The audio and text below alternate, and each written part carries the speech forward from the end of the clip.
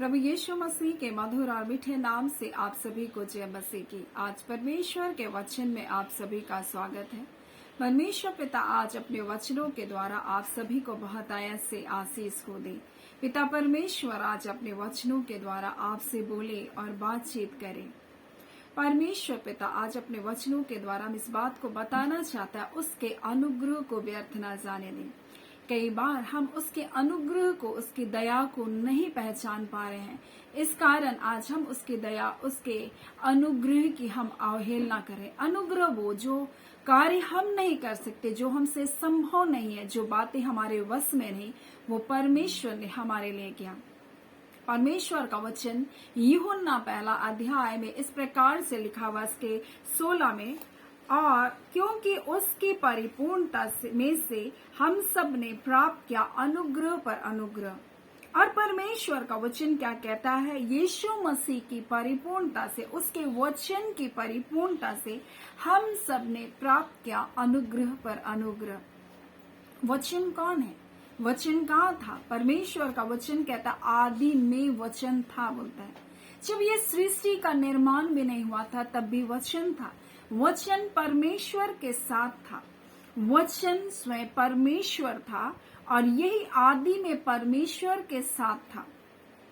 सब कुछ उसी के द्वारा उत्पन्न हुआ, और जो कुछ भी उत्पन्न हुआ उनमें से कोई भी ऐसी वस्तु नहीं जो उसके बिना उत्पन्न हुई। परमेश्वर का वचन कहता उसमें जीवन था, और वह आज हमारे बीच में देहधारी होकर के जन्मा।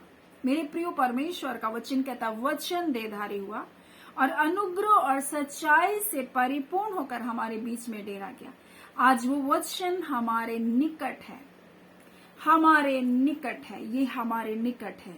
वो हमारे मन में है और वो हमारे मुंह में है। परमेश्वर का वचन कहता है यही वो अनुग्रह का वचन है जो तुमको दिया गया। यही वो अनुग्रह का वचन है जिसके द्वारा तुम छुटकारे को पा सकते हो।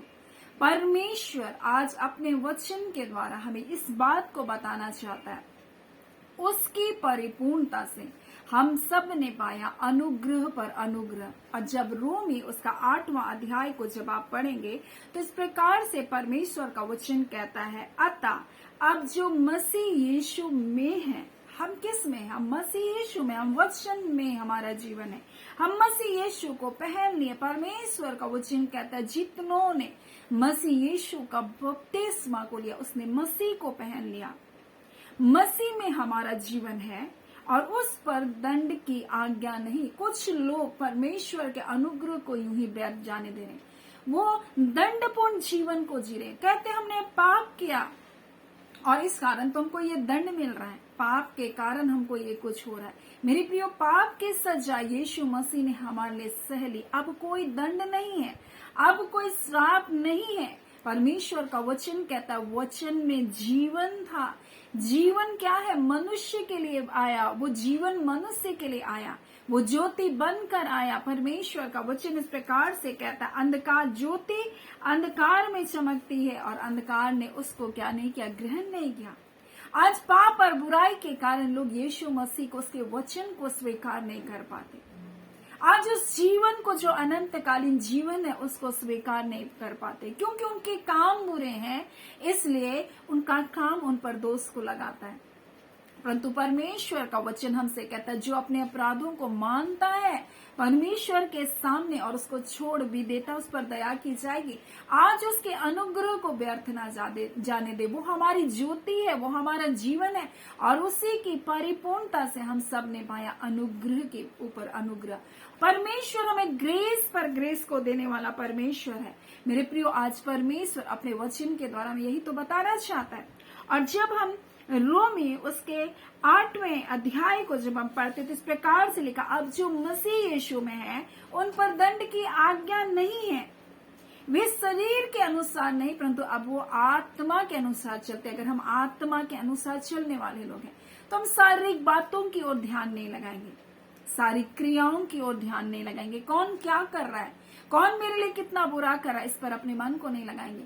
परंतु परमेश्वर ने हमारे लिए क्या क्या, इन बातों पर ध्यान लगाए। कुछ लोग अपने जीवन में दूसरों को देखते हुए अपने जीवन को नकारात्मक बनाकर बैठे हैं।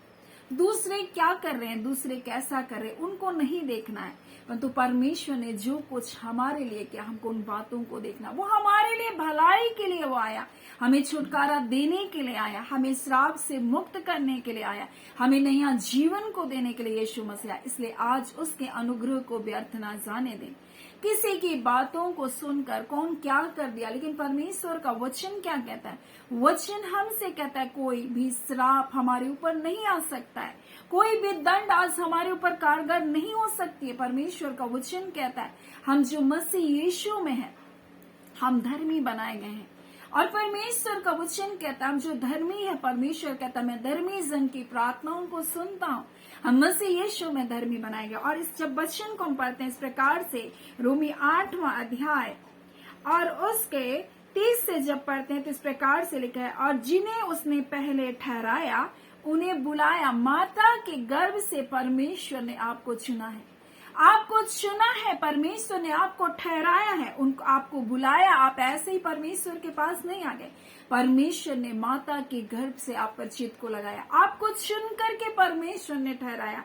और लिखा जिन्हें ठहराया है उनको बुलाया भी है, और जिनको बुलाया है उनको धर्मी भी ठहराया है। हम धार्मिकता का जीवन में है मेरे प्रियो, मसीह यीशु के धार्मिकता में। अब हम पर कोई दंड की आज्ञा नहीं। और इसलिए परमेश्वर का वचन कहता है जब हम परमेश्वर के संतान, जितनों ने उसे ग्रहण किया, यीशु मसीह को स्वीकार किया, जो हमारे जो वचन देधारी होकर आया यीशु मसीह, जब हमने उसको ग्रहण किया, अब हमारे ऊपर कोई दंड की आज्ञा नहीं। हम मसीह यीशु में धर्मी बनाएगा। और उसका वचन कहता हम परमेश्वर के संतान कहलाएंगे। अब जब संतान है तो परमेश्वर का वचन कहता तुम वारिस भी हो। परमेश्वर का वचन इस प्रकार से, रोमी 8वां अध्याय और इस प्रकार से लिखा है 15 से जब पढ़ेंगे, और तुमको दासत्व की आत्मा नहीं मिला है कि तुम फिर भयभीत हो, तुमको लेपालकपन की आत्मा मिली है जिससे तुम्हें अब्बा हे पिता कहकर पुकारते हो। हम जितनों ने मसीह यीशु को ग्रहण किया हम परमेश्वर की संतान है। अब वो आत्मा हमारे हृदय पर उंडेला गया जो हे अब्बा हे पिता कहकर पुकारता। अब कोई भय नहीं, कोई दंड नहीं, कोई मृत्यु का भय नहीं, क्योंकि परमेश्वर का वचन कहता हमें वही आत्मा है जिसने यीशु को मृतकों में से जिला उठाया, वो तुम में बसा है, और जिसने मसीह को मरे हुओं में से जिलाया वह तुम्हारे नासवर देहों को भी अपनी आत्मा के द्वारा जो तुम में बसा है बुरा जिलाएगा। मेरे प्रियो, आज वो आत्मा हम में है, वो आत्मा जिसने मसीह यीशु को मृतक में से जिला उठा, वही आत्मा हमारे अंदर है। और इसलिए परमेश्वर का वचन कहता है वो आत्मा जो है अब्बा हे पिता कहकर पुकारता, हमारी दुर्बलताओं में प्रार्थना करता है, वो हमारा सहायक है, परमेश्वर का वचन कहता है।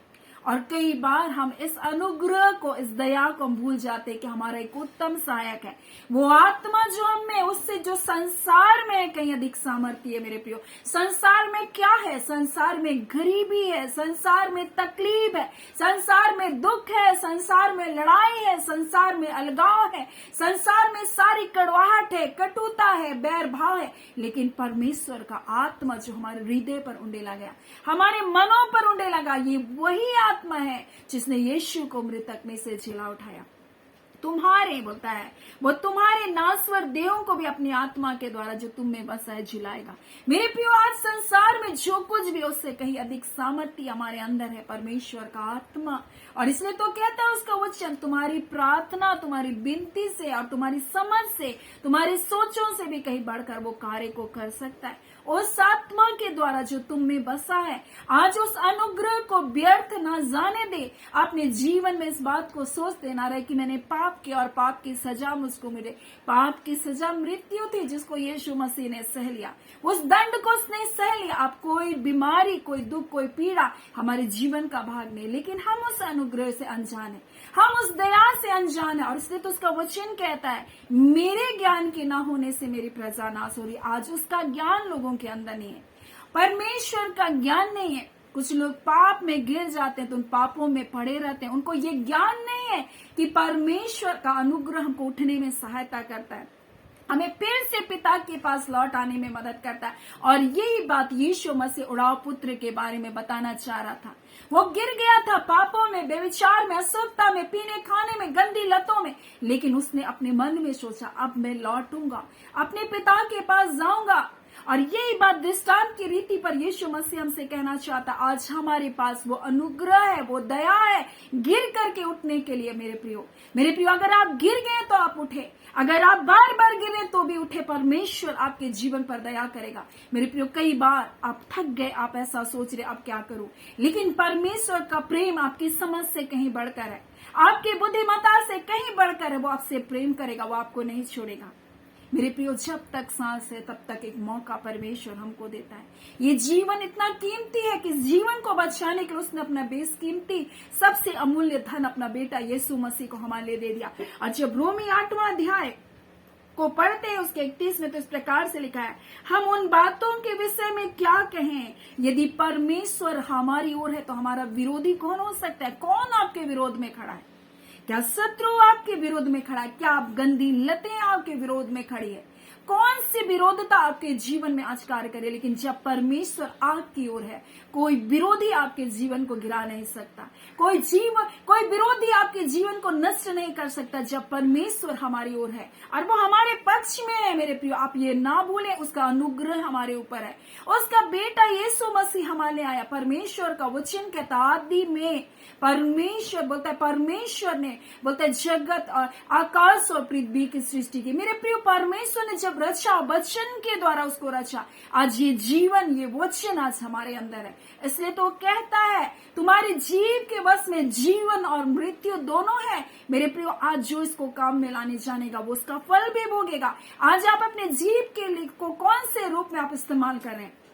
परमेश्वर का वचन हमारे लिए दे दिया, उसकी परिपूर्णता, उसके वचन की परिपूर्णता हमारे जीवन में क्या है? वो अनुग्रह पर अनुग्रह को लेकर आए। आज उसके वचन से अपने हृदय को भर लीजिए। परमेश्वर का वचन कहता है वचन में जीवन है। और यही बात परमेश्वर का वचन कहता, आदि में वचन था, वचन परमेश्वर के साथ था, वचन परमेश्वर था। यही आदि में परमेश्वर के साथ था। सब कुछ वचन के द्वारा उत्पन्न हुआ, और जो कुछ उत्पन्न हुआ उनमें से कोई भी वस्तु उसके बिना वचन के नहीं उत्पन्न हुआ। बोलता है उसमें जीवन था और वो जीवन मनुष्य की ज्योति है। वो जीवन हमारे लिए वो ज्योति बनकर हमारे लिए वो जीवन बनकर आया। मेरे प्रियो, लेकिन पाप, अपराध, अधर्म हमें परमेश्वर के करीब जाने नहीं देता। आज परमेश्वर पिता अपने वचन के द्वारा हमें यही बताना चाहता, उसके अनुग्रह को, उसकी दया को अव्यर्थ ना जाने दें। वचन में जीवन है, परमेश्वर का वचन कहता है। और परमेश्वर जब हमारे साथ है तो हमारा विरोधी कौन होगा? कौन आपके विरोध में खड़ा है? मेरे प्रियो, कौन सी गंदी आदतें, कौन से व्यसन, कौन से बंधुआई आज आपके जीवन में काम करे? ये आपके कहने के द्वारा, आपके विश्वास करने के द्वारा, परमेश्वर के वचन के द्वारा ये सारे बंधन तोड़े जाएंगे।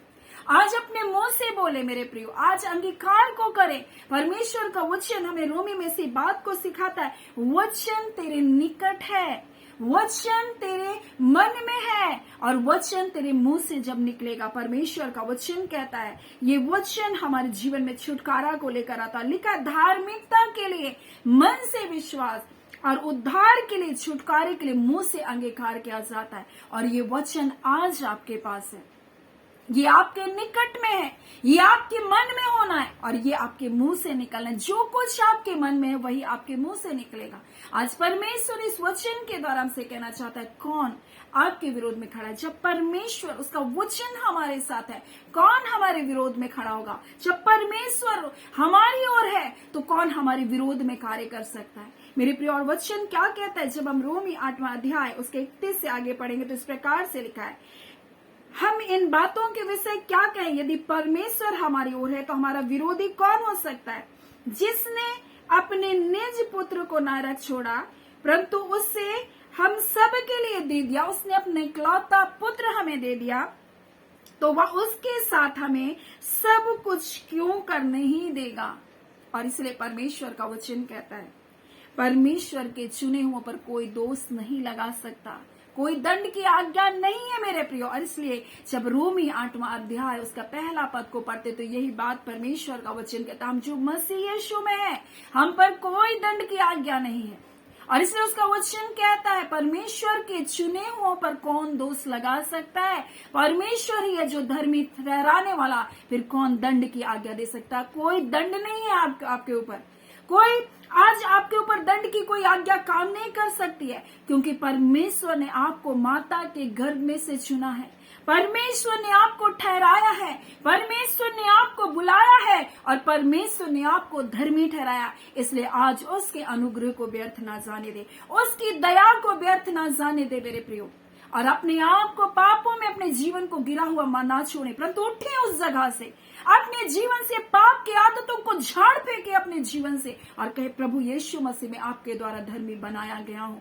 अब ये पाप मेरे जीवन पर राज्य नहीं कर सकता, ये अंधकार का मेरे ऊपर कोई अधिकार नहीं। मेरे प्रियो, परमेश्वर के लोगों के लिए सब बातें मिलकर भलाई को उत्पन्न करती। जो परमेश्वर से प्रेम करने वाले लोग हैं, अगर आप प्रेम करते हैं तो उसकी आज्ञा को मानेंगे। और परमेश्वर का वचन कहता है, परमेश्वर के लोगों के लिए, हम जानते हैं जो लोग परमेश्वर से प्रेम करते हैं उनके लिए सब बातें मिलकर भलाई को उत्पन्न करेंगे। हो सकता है आप गिर गए, हो सकता है आपके जीवन में कई बुराइयां आपको घेर लिए, लेकिन अगर आप परमेश्वर से प्रेम करते हैं तो उसकी आज्ञाकारिता में आए, परमेश्वर आपके जीवन में अद्भुत कार्य करेगा। उसकी आज्ञा क्या है? उसकी आज्ञा कठिन नहीं। अगर आप उससे प्रेम करते हैं, आप प्रेम करना बोलते हैं सारी व्यवस्था को पूरा करना। अगर आप प्रेम करेंगे तो परमेश्वर आपके जीवन में उन सारी बातों को जो कठिन दिखाई दे रही है वो बातें आपके जीवन में नहीं रहेगी। अगर आप परमेश्वर से प्रेम करने वाले लोग हैं, अगर आप सचमुच उससे प्रेम करते हैं तो किसी और वस्तु को आप उतना महत्व नहीं देंगे। सबसे महत्वपूर्ण परमेश्वर होगा। आप किसी और को खुश करने की कोशिश नहीं करेंगे, आप परमेश्वर को खुश करने की कोशिश करेंगे। और इसलिए उसका वचन कहता है, जो परमेश्वर से प्रेम करते हैं उसके लिए सब बातें मिलकर भलाई को उत्पन्न करेगा। चाहे कितना भी बुरा क्यों ना हो गया, सब बातें जितनी भी गड़बड़ियां, चाहे उतार चढ़ाव, चाहे जो कुछ भी है, सब बातें मिलकर एक दिन वो भलाई को उत्पन्न करेगा। परमेश्वर ने आपको ठहराया है, परमेश्वर ने आपको माता के गर्भ से आप पर चित्त लगाया, आपको ठहराया, आपको बुलाया है और जिन्हें बुलाया उसको धर्मी भी ठहराया। परमेश्वर ने आपको संतान बनाया, संतान ही नहीं बनाया परंतु वारिस भी बनाया, अधिकारी भी बनाया है। और इसलिए परमेश्वर का वचन कहता है, मैं तुम्हारे मुंह के फल का सृजनहार परमेश्वर ने आपको अधिकार भी दिया है। मेरे प्रियो, उड़ाव पुत्र जब लौट कर आया वो सोचा मैं दास बनकर रहूं, एक नौकर बनकर रहूं, लेकिन पिता ने उनको सब कुछ वापस किया, वस्त्र पहनाया, जूतियां पहनाई, अंगूठी पहनाई, सारा अधिकार उसको दे दिया। वो पुत्र बनकर आया, वो नौकर बनकर नहीं रहा अपने पिता के। वैसे ही जब आप अपने जीवन में आपको लग रहा है मैं गिर गया हूं या मैं गिर गई हूं, आप उठे, आपका पिता आपका इंतजार कर रहा है, वो आपसे प्रेम करता, उसने आपको बचाने की खातिर अपना इकलौता बेटा दे दिया। और इसलिए उसका वचन कहता है, जिसने अपने निज पुत्र को रख नहीं छोड़ा परंतु उसे हम सब के लिए दे दिया, उसके साथ हमें वो सब कुछ क्यों कर नहीं देगा। और कोई आप पर दोष नहीं लगा सकता, कोई आपको दंड की आज्ञा नहीं दे सकता। सो परमेश्वर पिता इन वचनों के द्वारा आप सभी के जीवन को बहुत दया से आशीष को दे। आमीन। आइए हम प्रार्थना करेंगे। धन्यवाद देते हैं जीवते सच्चे सामर्थी मेरे पिता परमेश्वर, आपके अनुग्रह जो हम पर है, आपका अनुग्रह जो आपके प्रिय लोगों के जीवन पर है पिता, आज खुदा ने इस अनुग्रह को परमेश्वर ये व्यर्थ ना जाने दे। ये आपकी संतान है, राजाओं के राजा महान परमेश्वर प्रभु जी, स्वर्ग और पृथ्वी के कर्ता और मालिक और स्वामी, आप आपके संतान ही अपने आप को कमतर, अपने आप को तुच्छ, अपने आप को नीचा, अपने आप को निकृष्ट ना समझने पाए खुदावन परमेश्वर, परंतु खुदावन परमेश्वर ये जानने पाए कि आपने इनसे कितना गहरा प्यार किया।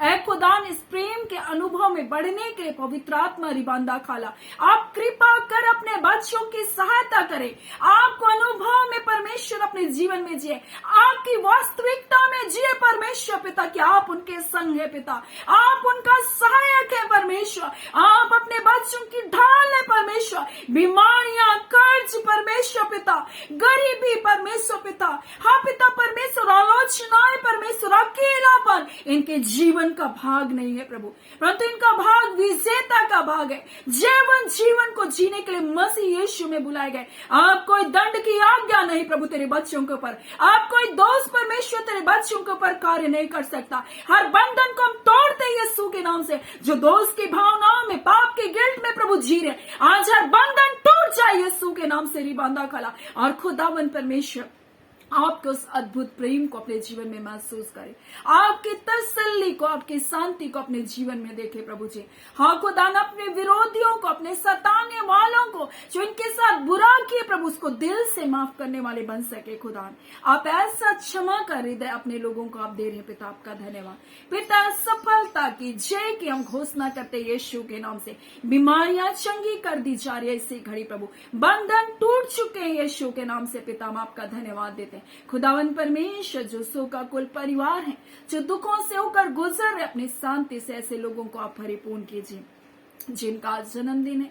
हाँ पिता, जिनका विवाह का वर्षगांठ है, खुदावन परमेश्वर हर एक को ब्लेस कीजिए और एक नए साल में आपके अद्भुत सामर्थ में परमेश्वर, आपके अद्भुत प्रेम की परमेश्वर भरपूर में अपने जीवन को जीने वाले हो सके। खुदावन परमेश्वर हम प्रार्थना करते हैं, हाँ पिता, प्रत्येक के जीवन के संग और साथ हो लीजिए। एक एक व्यूवर्स को ब्लेस करते, एक एक सब्सक्राइबर को ब्लेस करते, उनका घराना, उनका परिवार, उनका जीवन आशीषित होता चला जाए और दिनों दिन मेरे प्यारे यीशु मसीह आपके आगमन के लिए तैयार हो जाए।